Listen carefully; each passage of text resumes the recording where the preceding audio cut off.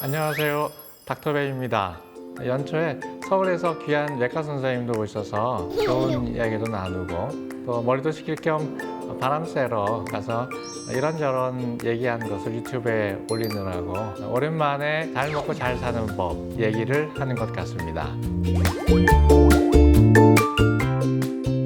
지난번에 이어서 기초식품군에 대해서 계속 설명을 하려고 하는데요. 일반인들이 이해하기 쉽도록 만든 그림을 식품 구성 자전거라고 설명드렸습니다. 지난 시간에는 이 자전거의 뒷바퀴에 있는 주요 식품 구성군 5가지에 대해 설명드렸는데요.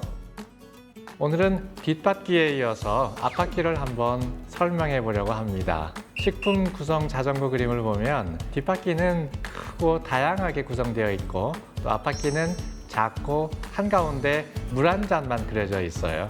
왜 이렇게 그려져 있을까요? 앞바퀴를 통해서는 수분 섭취의 중요성을 나타내고 뒷바퀴는 5가지 식품군을 통해서 균형 잡힌 식생활의 중요성을 나타내려고 한 것을 알 수 있습니다. 그리고 이 그림의 중요한 포인트는 자전거를 타는 사람인데요. 중요한 식품 구성을 이루는 두 바퀴 위에 사람이 그려진 이유는 균형 잡힌 식생활과 함께 적절한 운동이 반드시 필요하다는 것을 의미하는 것입니다. 균형 잡힌 식생활과 더불어 운동은 우리의 건강을 위해서 함께 가야 하는 길인데 그러기 위해서 꼭 필요한 것이 바로 적절한 수분 섭취입니다. 그것이 식품 구성 자전거의 앞바퀴에 물 한 잔이 그려져 있는 이유인 것이죠. 그래서 오늘은 이 물 이야기를 한번 해보려고 해요. 여러분은 사람이 하루에 얼마의 물을 먹어야 적절하다고 알고 계신가요? 결론부터 얘기하자면 자신의 필요 열량, 즉 칼로리를 밀리리터로 바꾼 양이 대략적인 하루 수분 필요량이라고 합니다. 자신의 하루 필요 열량이 1000kcal라고 한다면 필요한 수분 또한 1000ml 정도라는 얘기입니다. 세계보건기구 WHO는 하루에 물을 8잔 섭취하는 것이 건강에 좋다고 권고하였는데요. 물을 많이 마셔야 건강하다는 얘기는 일상에서 상식처럼 통합니다. 그런데 여기에 대해서 의문을 제기하는 학자들도 있긴 있습니다.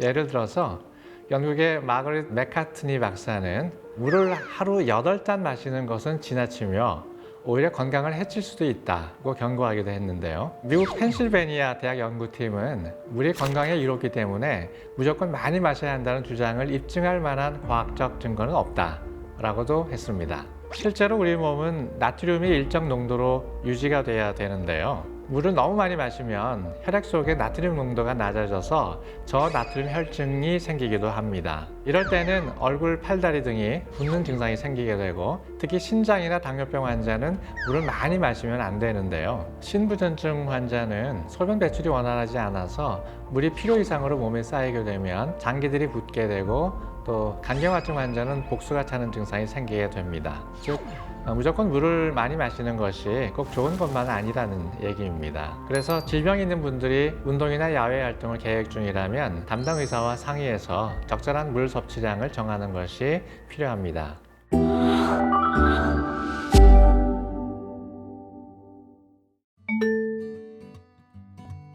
하지만 우리 몸에 수분이 부족하면 더 위험해집니다. 우리 몸에서 수분은 신체의 약 60에서 70%를 차지하는 주요 구성 성분인데요. 수분은 영양소를 운반하고 노폐물을 배출시켜주는 중요한 역할을 합니다. 또한 체온 조절에 큰 영향을 주고 타액이나 소화액, 점액 등의 성분은 윤활작용을 하고 인체를 충격으로부터 보호해주기도 합니다. 또 이 외에도 우리 몸에서 수분이 부족해지면 우리 신체 전반에 안 좋은 영향을 많이 끼치게 된다고 여러 연구 결과들도 나와 있습니다. 그래서 건강한 사람은 수분 섭취량과 수분 배설량을 조절해서 수분 균형을 유지하는데요. 이게 매우 중요합니다. 수분 배설량이 많은 것을 탈수라고 하는데요. 탈수는 체내 수분이 지나치게 손실되는 현상입니다. 우리는 몸 안에서 총 수분량이 2%가 손실되면 갈증을 느끼게 됩니다. 또 4%가 손실되면 근육의 피로감을 쉽게 느끼게 되고요. 12%가 손실되면 무기력 상태에 빠지게 됩니다. 그리고 체내 수분의 20% 이상이 손실되면 사망할 수도 있습니다.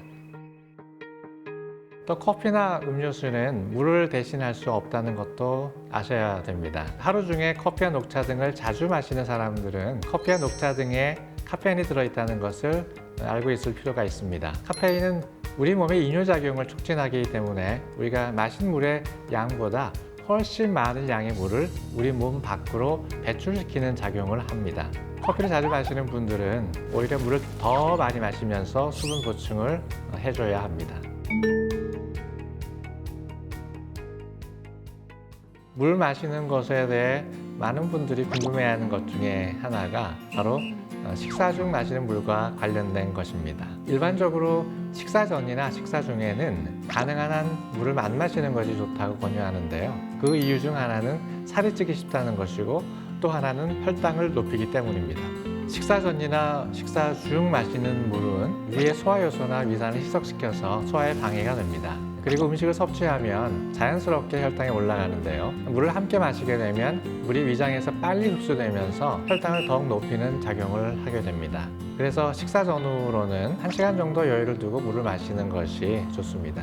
마지막으로 물만 마셔도 살이 찐다는 사람들이 있습니다. 그렇지 않죠? 물을 마셔서 체중이 늘어났다면 그것은 단지 물이 몸 안에 차지하는 무게가 늘어났을 뿐이지 지방이 늘어나는 것은 아닙니다. 몸에서 그만큼의 수분이 빠지면 체중은 다시 줄어들지요. 물은 칼로리가 제로라서 순수하게 물로 인해 살찌는 일은 없습니다. 그러니 갈증이 나면 살 걱정하지 마시고 충분히 물을 마셔도 됩니다. 2012년 3월 27일자 미국의 폭스 뉴스에서는 괜한 걱정을 일으키는 9가지 건강 정보란 기사를 소개했습니다. 이 기사에서 가장 먼저 언급한 것이 하루에 8잔의 물을 마시면 건강에 좋다는 것이 잘못되었다는 내용이었는데요. 실제로 미국 음식영양위원회의 권고안 마지막 부분에는 섭취하는 칼로리당 1ml의 물이 필요한데 대부분의 물은 음식에서 보충된다 라고 쓰여 있다고 합니다. 물은 우리가 살면서 반드시 필요한 것입니다. 하지만 너무 많이 마셔도 너무 적게 마셔도 탈이 나는 게 물입니다.